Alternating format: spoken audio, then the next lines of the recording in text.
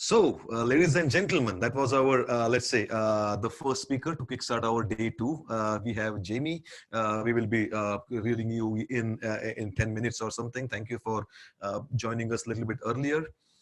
So we are going to, let's say, on our session number 2, and we have a small breather where hopefully you're not running away, but if you want to load on your cup of coffee or go for a bio break, please do that. But a couple of elements that I just need to put in front of everybody. Some of them peaked from the discussions or the questions that we had yesterday. And one of the main element there is the big, hairy, audacious problems that we all are facing. I'm not just talking about COVID-19, absolutely not. But the thing is, there are many problems: climate control, pollution, poverty, obesity. I mean, these are some really big problems as such. But somehow, maybe not for all of them, I think some of these bigger ones have really, really simple answers. Let's take obesity. It's a pretty big, as big as the pandemic things that we are seeing right now happening in the world, especially in the American market or maybe some other Asian countries too. Obesity is on a rise, in a very, very unhealthy rise. Can it have a simple answer? Means, again, I'm not an expert in that particular element, but we know there are two fundamental elements that we need to be doing consistently, systematically, and with discipline. If we exercise hard and eat clean, that big, hairy, audacious problem can be easily solved. You don't have to be a rich guy, you don't have to be a CEO, you don't have to be the president of the world or president of UN or however you are. Wherever you are, whatever lifestyle stage you are, or whatever resources you may have or you may not have, you don't need to go to an expensive fitness gym, even for exercising hard. You just have some basic body weight exercises in your room, wherever you are. If you crank out 100 burpees every day, yes, or maybe more, depends on what level you are. You make sure you break a vigorous sweat for 45 minutes, 1 hour, depends on where you are. You can have one rest day in a week. If you exercise hard and at the same time, if you just eat clean, and we all know what clean would be, right? Not this, I mean, sometimes it's okay to have a cheat day also. If there's going to be a birthday party, go and eat the cake without any guilt. But for the rest of the time, if you understand how nutritious food you want to eat in the right portions also, then the answer is right there. Then the extreme elements of diabetes too, or the other elements that are happening, the chronic diseases eventually might go away. So somehow it needs a lot of discipline, but it's not difficult. It is simple to go and follow and be there. The same thing right now on COVID too, means people are asking, what can we do as designers? That's a pretty big question. United Nations has a WDO, World Design Organization, has a couple of hackathons and design thons where you can join if you want to do that. It's there on their website too. So I'm not going to talk about COVID, absolutely no knowledge in that particular world. But the last one means it's a three-legged stool right now. Any country will be pretty strong if they have a decent medical mobilization, a prudent governance to put a lockdown or other things as such. But the last one is the easiest part that you and me can do. Social response to the elements that people are asking. Is social distancing is needed, and we want to make sure we want to flatten the curve, which is really, really needed, because already the hospitals everywhere are up to the brink, not just with COVID, but with cancer or heart treatments and fractures and other complications which are a fact of life. And to add that, we don't need to add this amazing burgeoning kind of pressure over there. So the social response, which is with you and me, is simple. We are, that means it's difficult also. I understand the other elements happening about not being able to go to the work, especially for people who have to be physically at a job or those things. But at least the distancing part, or trying to make sure you honor those things at least for a few weeks, that's in our perspective. So sometimes some of the answers or what's expected from you as a daily act of every day of, I would say, productivity or proactiveness and all those things are simple, and you don't have to be an Einstein genius level person to do all those things. So that was just my kind of an element to talk about. I would say the simplicity. Sometimes there is beauty in simplicity too. So just talking about that, we can go for, I say Jamie already is there. Jamie, if you want to start your video and your mic, we should be ready for you. Until that time, we can just keep on talking about something else too. Awesome. Jamie, nice to see you, buddy. How are you doing? Can you hear me okay? Yes, I can hear you. Excellent. I'm doing great. Thanks for having me on today. Yep. Yeah, if you want to tilt the video a little bit so we can see the entirety of your face, that will be good too. Okay, awesome. Thank you again for joining us. And Jamie, before even we start in the world of franchisee business, do you want to share something about you, something that you do for fun, something that's your journey in life so far? Well, I'm a father of two, and I love to coach Little League. I love coaching Little League, seeing my kids stay active, and it's one of my favorite things. I live right across from a Little League field, and getting involved in my kids' sports teams is something that I really enjoy. And so I brought a baseball, and ironically, I grabbed the baseball off my shelf. I'm also a proud Michigan State grad, so go green. Go green. Yeah, I think that's a local thing. We both are from Michigan State University, so go green, go white. Beautiful. And do you want to let us know right now at BIGGBY, what is your role? And Sure. So I'm here as the Vice President of BIGGBY Coffee, and we've done a lot of different things over the last 25 plus years at BIGGBY, and we're celebrating our 25th year in business. But given this moment in time, it's been pretty interesting. I know we can touch on some of that, given the C-19 COVID crisis that's going on, but it's been a really good adventure for me. So I think when we talk about businesses, means this is just to just set the field. Means if somebody wants to do a career, means there are typically many options. But if you want to put them together, either you can be an employee at a big company. That's a great career itself. Or maybe sometimes you're bored with that kind of a corporate job. You go and start up and do something on your own and be the owner of your own business. The third perspective is what would be again an option available for people who can join a franchisee system. So Jimmy, you are from that world of franchisee business as such. Do you want to at least let us know how that is, let's say, a little bit different than the other part of businesses that people may want to start, or how does the franchisee business model work in something, I would say, fundamental perspective? Yeah, absolutely. So what we like to say is we want to find people who are philosophically aligned with our brand and our business and what we're putting out there. So that's number one. But number two beyond that is when you're buying into a franchise system, when you're buying into something, there's two things that really have to be mindful of. One is you are still an independent man or woman business owner. So you still are responsible for the success of that business. But what you're buying into at that point, you're buying into a brand. Drew did a great job articulating the importance of brand and why that's so important. But you're buying into something that's pre-established, that has some sort of equity behind it. You're buying into a supply chain. You're buying into all of the infrastructure that a franchise world has without having to figure that out for yourself as a mom and pop per se. A lot of that infrastructure is already built in, so you don't have to worry about the cycle of a marketing and advertising program or a design of a store or the architecture or the real estate. That's all part of the package that you're buying into to help alleviate some of those concerns. So once the infrastructure is in place from a franchise perspective, I think that what it gives you is that opportunity to really focus on customer and your day-to-day operations. And through any franchise, whether it's BIGGBY Coffee or Subway or Goldfish Swim School, there needs to be a tremendous amount of training to allow you to be realize the most success as a business owner. So typically, if somebody wants to aspire to be their own owner or a franchisee owner, you talked about Goldfish or maybe a salon or BIGGBY, do they have to have experience in that world, or what is it that, do they have to have passion in that kind of an element, or what are the things that you may want from them? So we talk about the 3 E's. We talk about energy, excitement, and enthusiasm. What was the second one? Energy, excitement, and enthusiasm.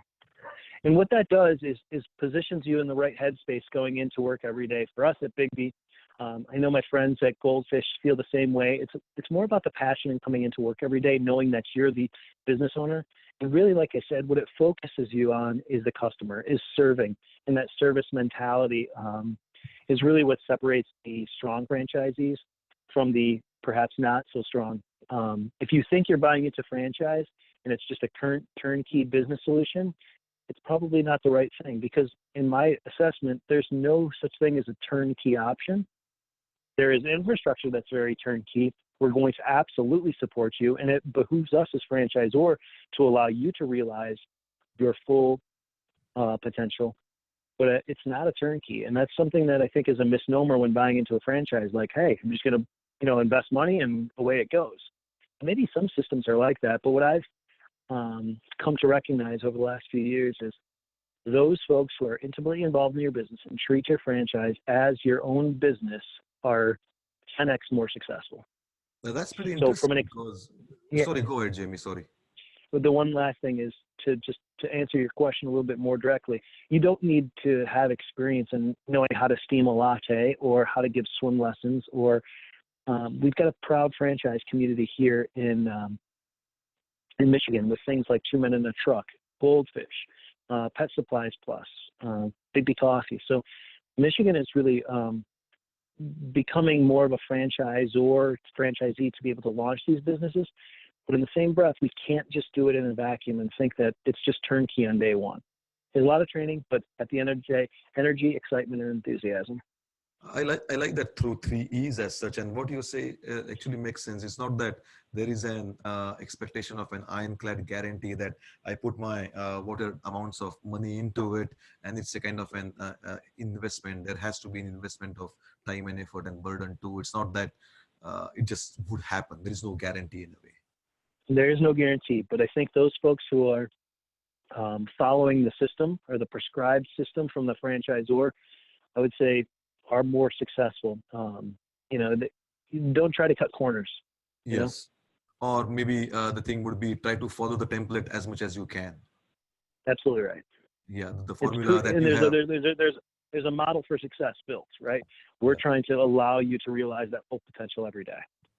And I think that's what you're saying. They get the template that has already been proven, experimented, iterative with this different people always trying to add to it and subtract from it. So why to mess up with that kind of an template that you already have? That's right. And the thing is, how I was going to say, so when you talk about people or expectations from people when they come for franchisee model, so do they only work when they are owner operator, or even the passive kind of models also work? So across franchise, there's a couple different models. One is the owner operator model that we subscribe to at BIGGBY Coffee, where you actually go through a 6-month training program. We have a test store in our home office where you go through the whole training and learn how to do everything from milk steaming to making a latte to what's up at the cash register, back of house ordering, the entire deal, from basically real estate, really from, initial signature of a franchise agreement all the way to the first time you turn on that open sign. But then there's some other models, like Goldfish has an investor model that they have where you can, buy different territories, and it can be a complete investment. And I speak about Goldfish just because I'm friendly with their ownership group. They're a great organization, and they're also growing. But 2 different models. We have the owner operator model, but then within that owner operator model, we still have several people in our franchise community who are multi-unit operators. So we've got a gentleman in the Grand Rapids area who owns 23 stores, for example. So it's not uncommon for them to own multiple stores, but we start with making sure that you can do one successfully. And then once you scale and figure out your own system to be able to grow your own enterprise, we allow that to happen.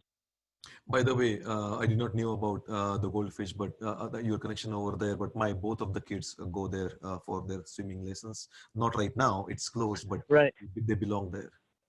Yeah, it's a great. I give nothing but 2 thumbs up for those guys over there. It's amazing, like as something as teaching swimming, and their formula is so amazing that they work with the schedule of a person like me. So that's pretty interesting.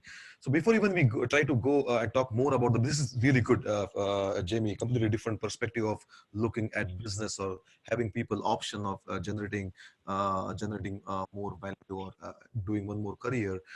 Can you explain about BIGGBY, about your franchisee? As when it was started, how big you are, and what do you stand for? Absolutely. So we're actually in the middle of an evolution for the organization. So we started off with one store out of East Lansing, Michigan. Again, go green. Shameless plug. We started off in East Lansing with one store, and we're currently up to 250 stores, with 50 in the pipeline to open up over the next 18 or so months. Wow. What we stand for as an organization, we've really pivoted the business model. If you see some of the things on our website, it says we exist to love people. It's more than just a tagline. It's actually taking that tagline and really living it. So what we've done is we've really positioned our two co-founders, Bob and Mike, as kind of the head and the heart of the organization. You look at Bob, and if you scroll down on the website there, you'll see some things for this Living Hope Ubumi blend, if you scroll up. So we're going to pivot 50% of our coffee and direct to farmer. We're going to be living We Exist to Love People in a very authentic way. Drew talked about authenticity, and he couldn't be more right. And everything that he has said and prescribed and what his organization stands for in terms of how you position a brand is absolutely spot on in terms of what brands need to do to be successful. And so what we're trying to do is really push BIGGBY Coffee, and we're actually pivoting our model to walk down to change who we are to become a B Corp. And there's a lot of different things that come into what a B Corp status is, but some recognizable companies that are B Corp status are companies like Patagonia, or companies like Whole Foods, things that are sustainable, diverse, making sure it's the supply chain and your suppliers are being very mindful of those things. So it's one thing to say we exist to love people, but it's another thing to actually change our entire business model to support the nomenclature we exist to love people. That's a pretty, you said it's evolutionary change. That's a pretty big change there. It's not easy to pivot that. Well, if you don't do it, consumers are smart, as you guys know. I mean, consumers are smart, and they can sniff bullshit from a mile away. And so it's one thing to say it, and it's another thing to change your whole business model and actually do it. And I could speak for our founders with a lot of passion that they're committed to making those changes happen. Following this, I can send you a link if appropriate to those folks here. There was a great TED Talk our two founders did about what that means to change after 24 years of business. No, please do send it. Means whenever you get time, just text it to Lane or myself, and we can put that in the chat box so people will try to they have the option to have a look at it. That's pretty amazing. And sorry, go ahead. No, go ahead. No, I was just trying to mention. Means I am a drinking, but I'm a tea drinker. I'm not a strong coffee drinker. Well, so do you sell I'll tell you this. Tea is equally as important for us. And again, when I was talking about the head and the heart, we've been sending one of our founders, Bob, all over the world. And when you speak about tea, he just got back from Nepal. He was in Nepal at a tea farm, and on a search for a source for us to find organically grown tea, because I didn't know this prior to his travels, but tea is one of the most toxic things you can drink unless you find the right source for it that is completely organic and it's not sprayed upon. Because what happens is these tea farms, they spray their farms with pesticides to keep the bugs off so they tea stay healthy. And what ends up happening is when you steep your tea, you're steeping in those pesticides right into what you ingest. So tea is actually one of the most toxic things you can put into your body. So Bob was on a mission to find the best tea in the world, and he ended up finding himself in the backwoods of Nepal, finding this tea farm until he found something that we felt like we could say we exist to love people. We can't say that if you're serving people tea that's going to be harmful. So we're even taking it all the way through our entire supply chain and really trying to make that come to life. So we're in the process of changing over our entire tea line for our franchise community, so they can really stand behind We Exist to Love people with a lot of truth. That's pretty interesting. I mean, talking about tea, I have been drinking it literally not all my life, all my adult life as such, but where he is right now in Nepal, some of the beautiful areas and beautiful and amazing tea gardens over there. I was in that area a few years ago. It's absolutely as near you can come to some beauty in the nature as such. By the way, just let's say, a trivia fact talking about tea. Right now, India, at least 1.2 billion people wake every day to drink tea. It's not indigenic to India. The British, when they ruled us, they actually brought tea as a business model, and then that was farmed actively, and that's how I think we all uh, people who were born in India were addicted to it in a good way. But right now, by the way, those trees that the British Empire planted, they're around 200. Some of them are 150, 200 years old, and tree plants are pretty long, lengthy one also, and that's why I think the maturity comes with the longevity of it also. So right now, it's a pretty big factor in economic growth generation too. So some things eventually That's cool. work out pretty nicely. Coming back to I would say the world of franchisee or world of BIGBY as such too, we can try to go and think about strategy or design or innovation. So in the world of franchisee model, when we say innovation, where does it start? It is centralized as the owner of the BIGBY Coffee franchise, or is it decentralized? And is there any process that you can harness and work with what's happening around the clock with all your shops? How do you tackle innovation? Well, it's a great question. I think, first of all, we have to be great listeners, because our franchisees are at the front lines of what our consumers are needing, expecting, wanting at all times.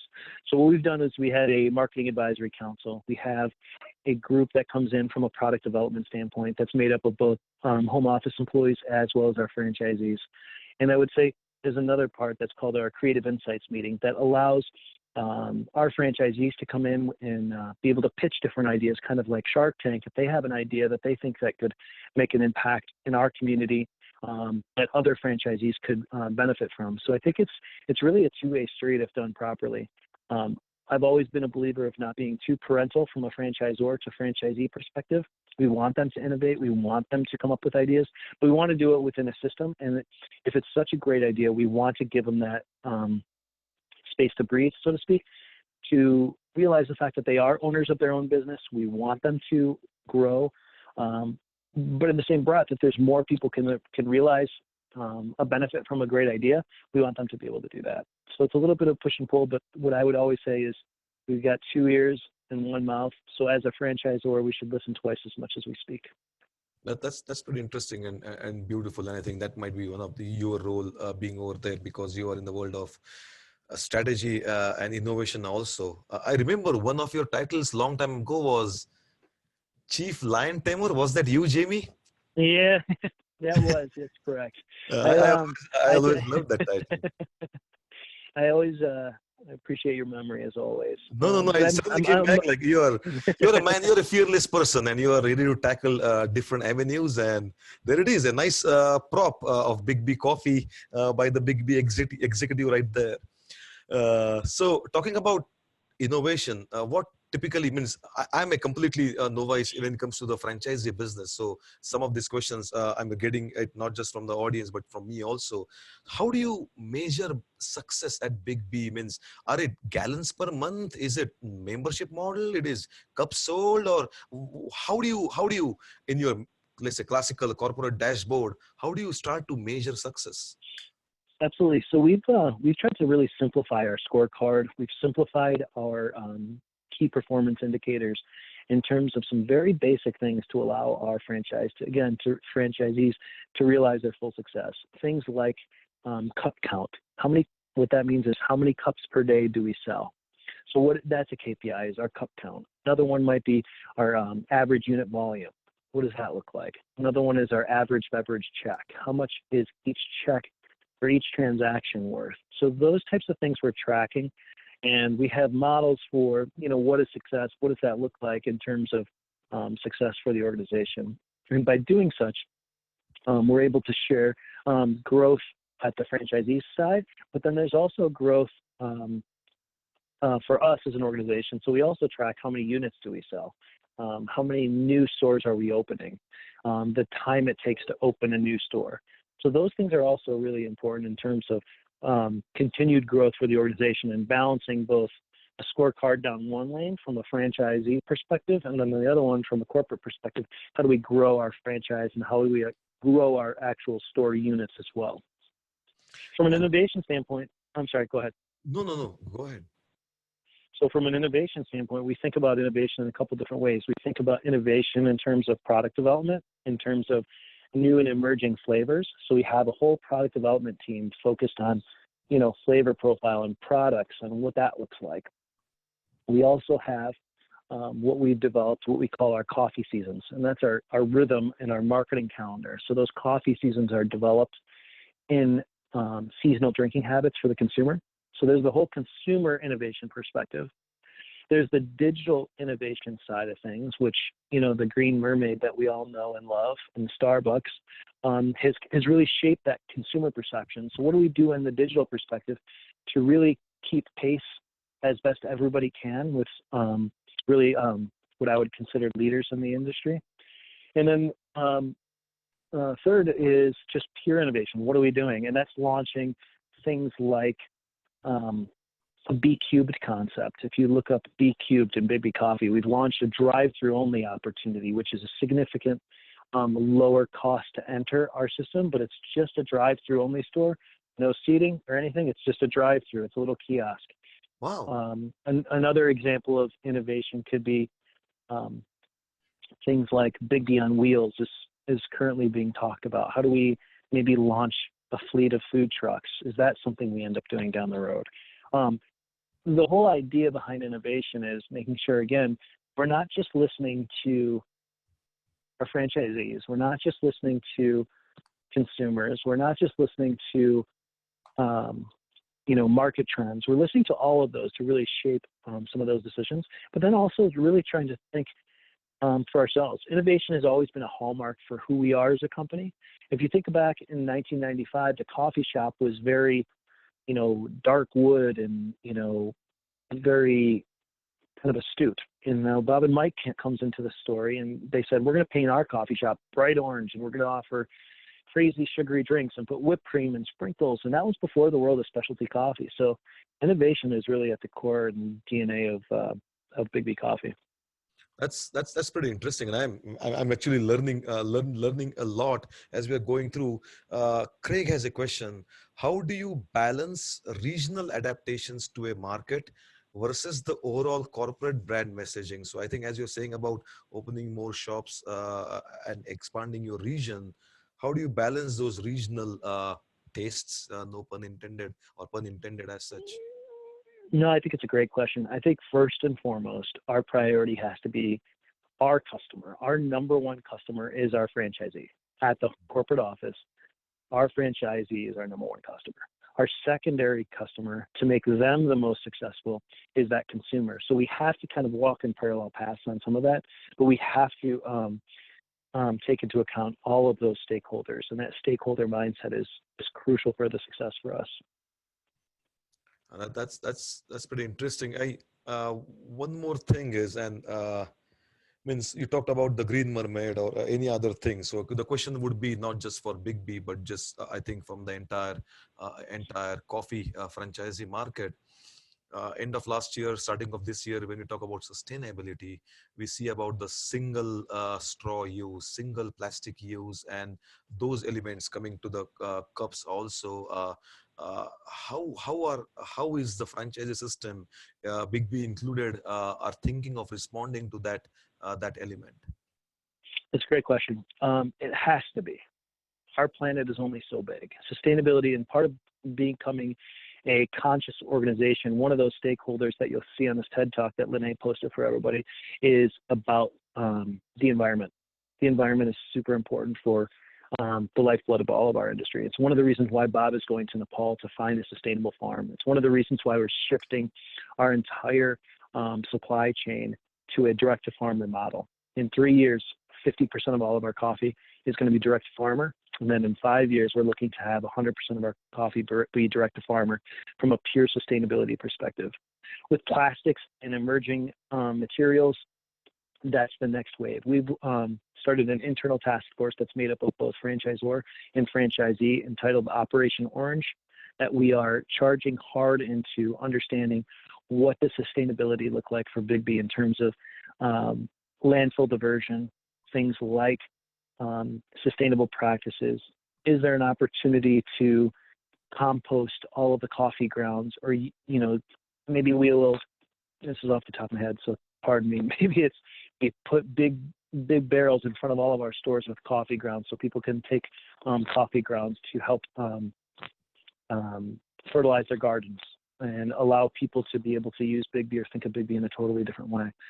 So there's a lot of ideas that we've got cooking specifically to this, but we've got to be a part of sustainability, or else I don't think, and I think that's probably a broad statement, but I think that's a statement for all business, big, small, franchise, not, is a sustainability or some iteration of a sustainability plan for your business is not part of your ethos. It should be. That next gen consumer yearns for it, needs it, and our planet needs it too. That's beautiful. And again, I don't want to put you or just the coffee companies on the spotlight over here, but that's the need from the entire manufacturing industry. It might be a vehicle industry, it might be a toaster industry, it might be literally our cell phone industry. That element is pretty big, and this is the not perfect time, but in a way, a perfect time to understand like everything is connected, and we have to understand how the biosphere has to be sustainable for what we do. So the element that you mentioned is pretty interesting. You mentioned about barrels of used coffee grinds over there to go back to your backyard. Means I think I do a decent amount of backyard gardening. So something like that means I'm sorry, but I'm not a big coffee drinker. I would be more a tea drinker. I still drink coffee, but something like that, if it comes and catches me in my passion zone, then you will see me driving to elements like that, maybe your stores, to see how I can to understand how I can make the brand connect to what the other things I'm doing, right? Means I think the earlier element Drew was mentioning about the connectivity of brand. If there is any at all individual brand to stand for, and some people who might be having sustainability as their main element, and if you are doing it authentically, then I would see more and more, I would say, adoption propensity for that unique differentiation of BIGGBY, right? Yeah, I mean, I think there's no doubt about it. I mean, Drew's spot on with that. And I think we have to think outside of our current industry to get there. And it's not just we as BIGGBY, but we as businesses need to think differently about sustainability and other elements. For example, we've been in initial conversations with ExxonMobil, and people think, oh my God, what the hell does BIGGBY Coffee and ExxonMobil have to do together, right? And so yeah, I'm thinking about that right now. So we're talking to them about working on some very sustainable plastics that they're doing for our cups. And what does that mean? It means that ExxonMobil's not interested in BIGGBY Coffee's business. But at 250 stores, we are a perfect incubator for ExxonMobil to use BIGGBY to work on some of these innovative recyclable plastics that they're building or they're developing, to see if they can come up with a way to then go to McDonald's or Starbucks that has way more volume, but that can actually change the world and show that we exist to love people through, some of those sustainability practices. But that just doesn't happen overnight, right? It's pretty interesting. I mean, that's you're saying is right now because of not just the sustainability, but it's always, as you mentioned, you have to start thinking outside your own industry, and that is actually amazing positioning for what we do as Industrial Design Studio too. And that's the reason why people come to us, to make sure how we can cross-pollinate, how we can learn from the other parts of the industry, and you're actually walking the talk. So that's That's pretty We're powerful. trying. Interesting. Yeah, I We mean, have a really good. that's the We first had a step, question right? here. Yeah, no doubt. And so Mercedes has asked a question about the composting facilities and these industrial composting facilities. And I think it's important to address our strategy specifically is driving development within waste management and collection too. We're working with a group out of Kalamazoo, and that's why we've not launched compostable cups across our entire system. So I think that's a great question. And I think we can't do it without it. So there actually are a few composting facilities within our state. And I just want to tell you, I really appreciate the question because we can't do anything disingenuous. There's a reason we haven't made a big rah-rah announcement that BIGGBY's all fully composting yet, because we can't say that with a great deal of truth. And I think we're going to step into it. It's ever evolving. I think it's a great question. My vision on it would be to be the first franchise concept to go completely cup free. Now that's a wild and crazy idea, and that might never get there. But I would love to be, really forward thinking and put it way out there and think what that could be. But there's a lot of impact that comes with that as well. So, but that's I love your question, Mercedes. Cup free kind of and coffee. Yeah. Are you mentioning disposable cup free or cup free? Cup free.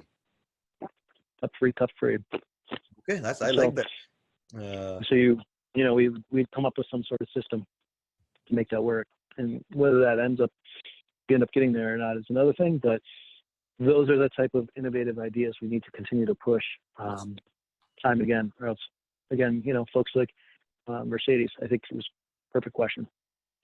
I like it. Cup free means some people might think if you have to drink something, you need something. It's not the reason. I'm trying to find out any analogy in the industry that already have thought about, but not about coffee, but thought about this approach. Actually, it has. So let's go back 200 years ago when people, we're talking about invention of glasses, literally when people fail to see by myopic or the long distance, we buy glasses, right? But how did it start, right? Earlier it started with big tables. They were literally lens tables, and you put your documents below and you see and read them. That was the first thing. So literally the first, I would say the problem solvers were the cabinet industry. And then eventually it was difficult to carry around the table everywhere. So they made it small. It was literally like kind of a magnifying lens with a handle to it. Eventually it became a single monocle, and you just wear it on one particular eye and still use it.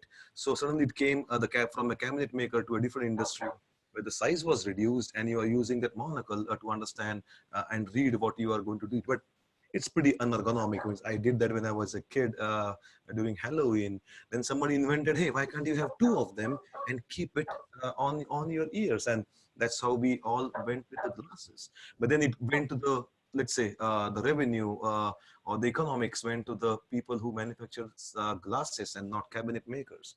But then wait, the invention happened later too, the contact lenses. Suddenly, the industry of producing glasses lost it to the contact lens manufacturer, who were quite literally on your retina.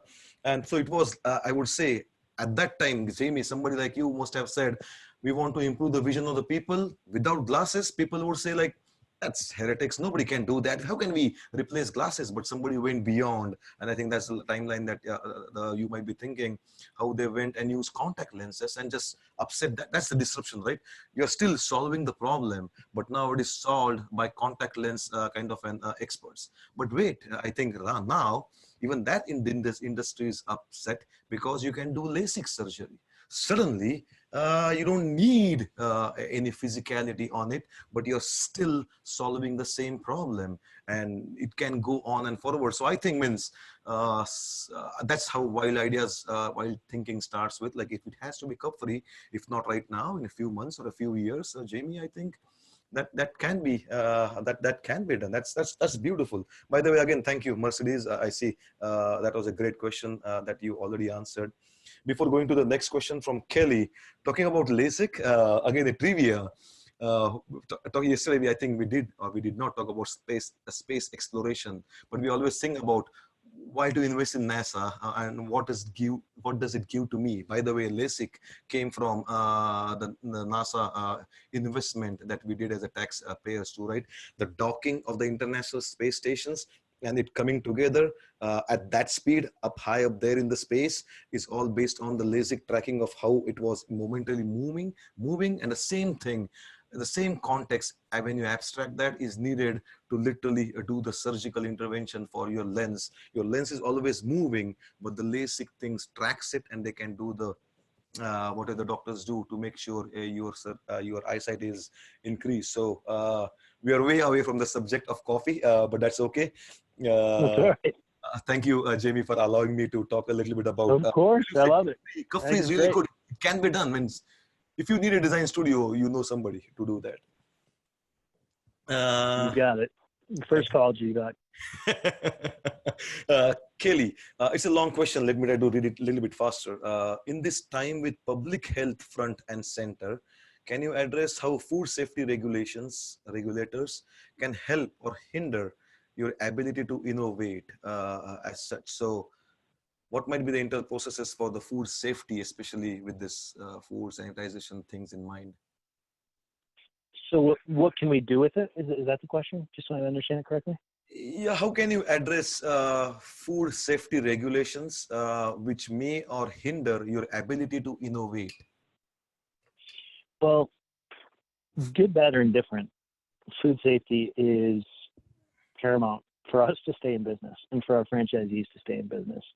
So especially in this time of social distancing and things like that, we've moved to a model where we are drive-through only that are open currently, or some of our is just carry out at this moment. If that's what you're driving at, if that's the question, if I'm understanding correctly.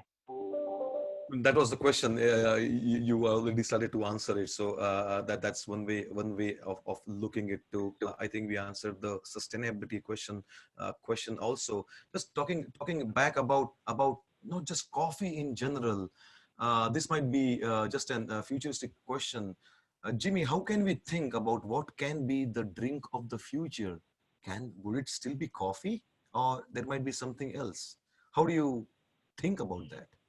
Well, I think it's kind of like the automotive industry is protecting their supply chain on some level with the world of electrification and what electrification means, as our global resources will eventually deplete, right?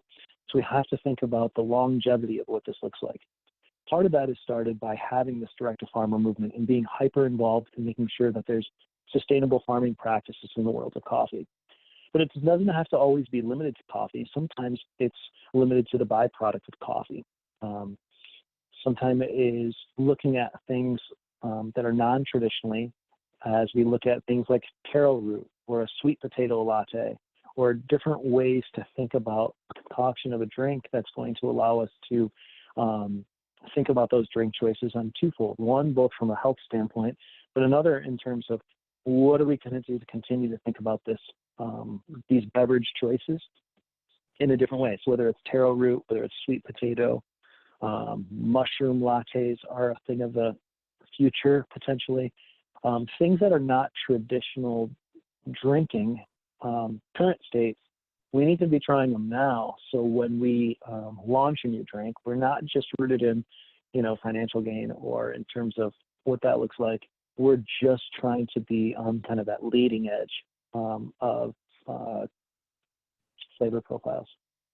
That's really interesting too. Talking about, again, not changing tracks, but still being what we talked about brand in the morning, or Dri was talking about that. Brand is one, but about the experiential economy that we are going with, right? Means how do you think about leveraging, or how we are doing the leveraging of the BIGGBY Coffee into the experiential part of how people walk or come in the store? So you talked about house on wheels or BIGGBY on wheels or just a drive-through, but I think most of the part happens inside the store.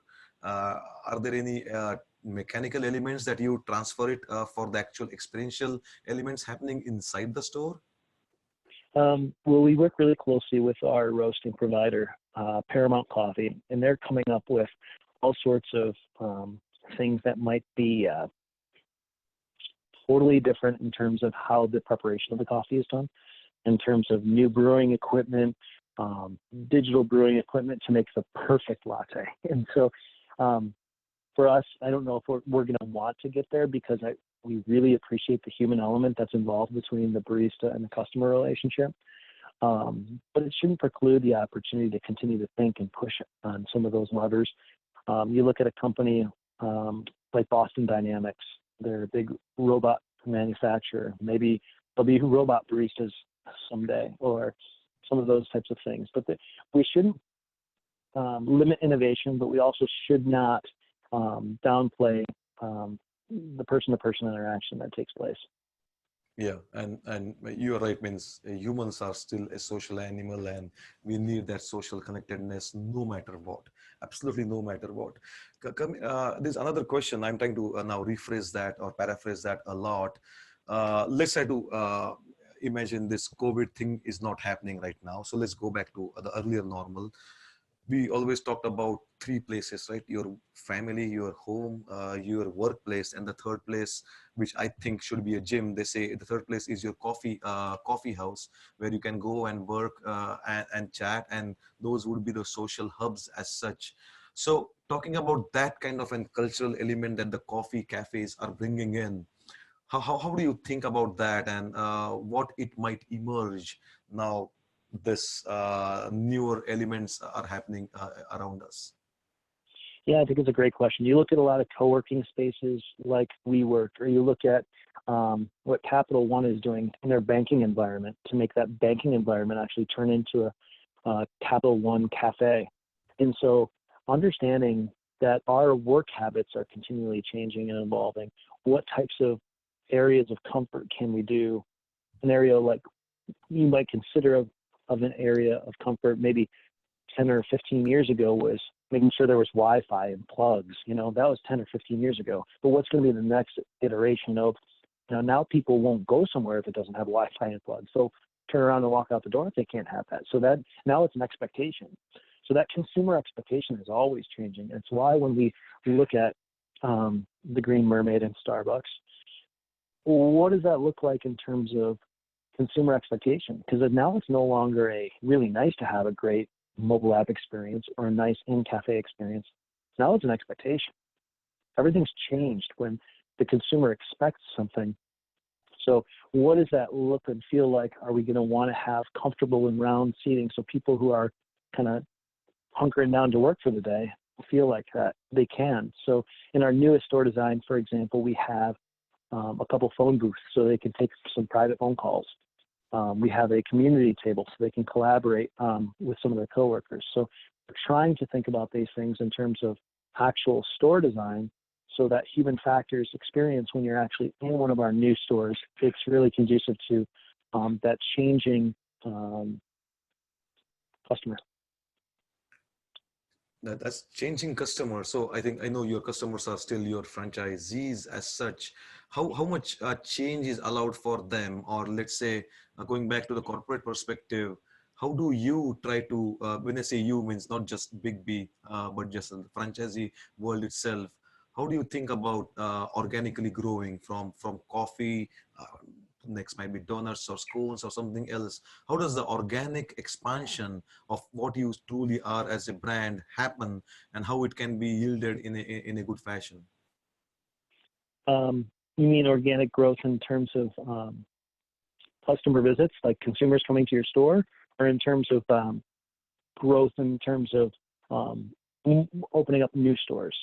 No, the first one. Basically, they're coming in the store, they are in there to buy their amazing cup of coffee.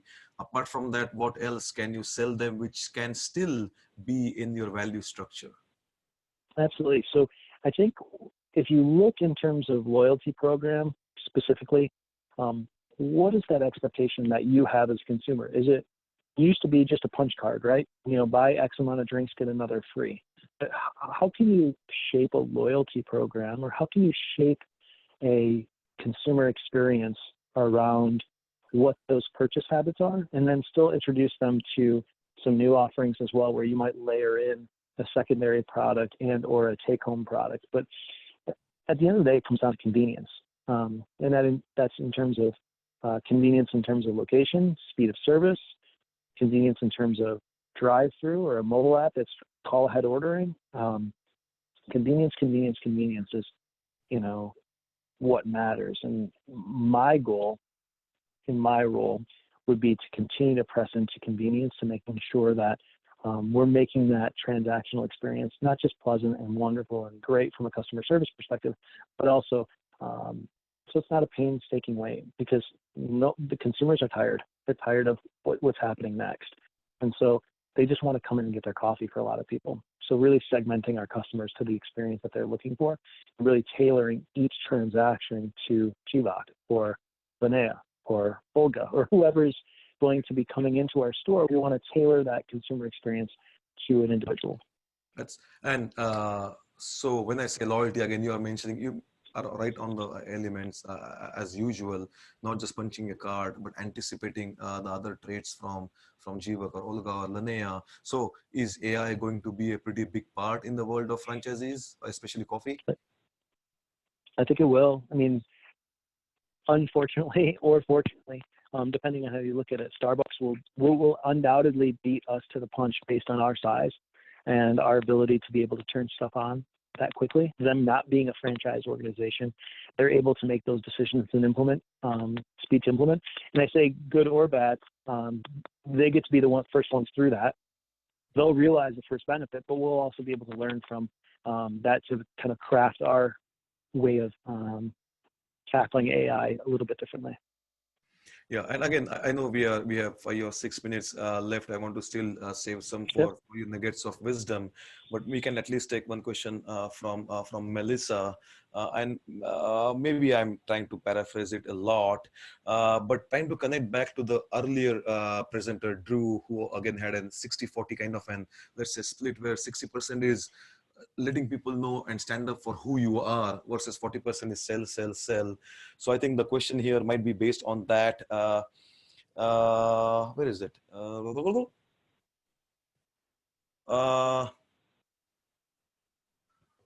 Right now I had the question here. Oh, here it is. Sorry. I'm moving too fast. What might be the percentage of your, let's say, sales of implementing innovative awareness that you are mentioning right now about the business model versus the everyday coffee drinkers? What percentage am I spending where? I'm sorry. Everyday coffee drinkers versus might be a little bit difficult stores? question or different the way it is. I'm just reading it now as it is. What is the percentage of your sales in implementing of the innovative awareness about the business model versus the everyday coffee drinker? I would say it's 80-20. Everyday coffee drinker, we have to focus on who's coming through our doors today. But we have to continue to innovate. So there's a weird thing that happens. It's how do we retain our current customer base that our franchisees know and love, and the customers walking through their doors every day? How do we support that? But then how do we keep them in business for another 25 years by continuing to innovate kind of in parallel paths? So it's a really tricky thing.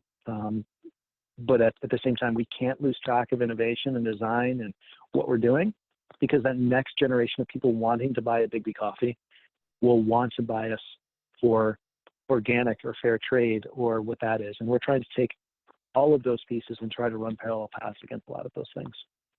That makes sense. And there are still many questions as such, but we will have to stop. Thank you for your time. I'm not going to still let you go, but as I have been asking and requesting all our speakers to share some of their personal traits that have made themselves successful. You have come on a long, interesting journey, and you have been in the world of software, been in the world of active sales, lion taming, BIGGBY.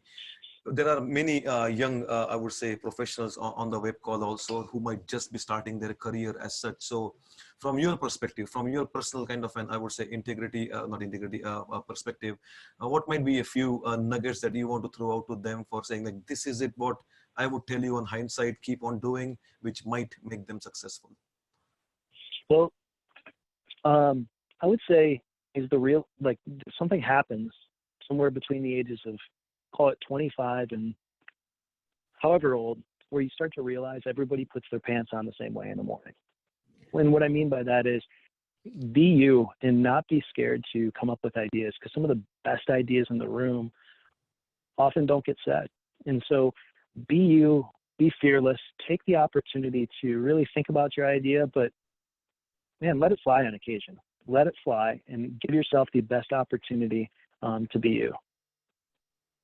That's great. And thank you again for your time. Feel free to keep on logged in for the rest of the event. If you want to add something or question something for the next speakers, that will be good too. If you want to turn your mic off or video off, that will be helpful also. But thank you once again for your time. And this is something different, means franchisee business for people to think about it. There's so many things that you want to do, and if you're aligning with certain brand and their manifesto and the reason of their existence, and you want to get a, I would say, a formula or a, I would say, template from that franchisee who have been there, done that, and always, I think, will keep that as a running document ready. That's one of the options for you to go out there and not just make money, but make yourself fruitful. Thank you, guys. Really appreciate your time today. Thank you, Jamie.